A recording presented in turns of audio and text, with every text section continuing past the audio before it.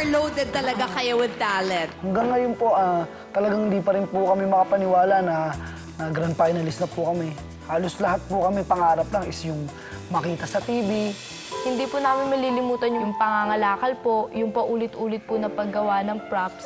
Yun po kasi yung mas nagpatatag pa sa amin eh. Congratulations, Silent Overload! Kami po yung nagtapuan ng votes ng quarterfinals. Hindi po kami umuwi agad eh. Nag-practice po kami kagad para makabuo po ng bagong concept. The one who got the unanimous vote, Silent Overload. Nung in-announce po na pasok kami sa tatlo po, mas lalo po namin naramdaman na hindi po talaga kami pinabayaan ni Kan. Yung mga props po namin, hindi po lang siya basta props eh.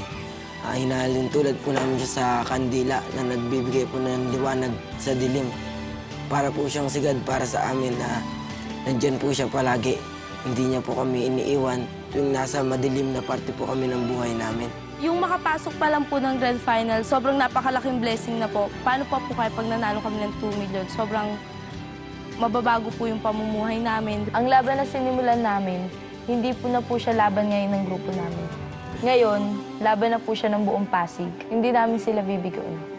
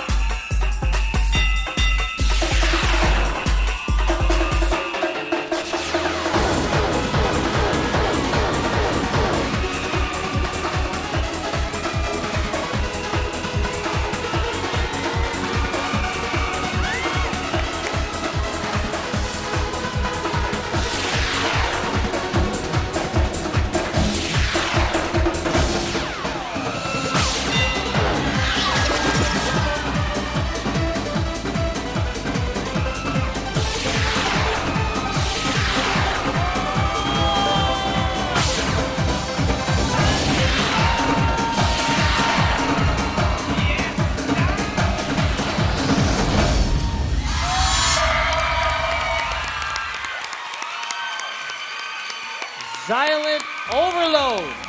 Maraming salamat, Silent Overload ng Pasig!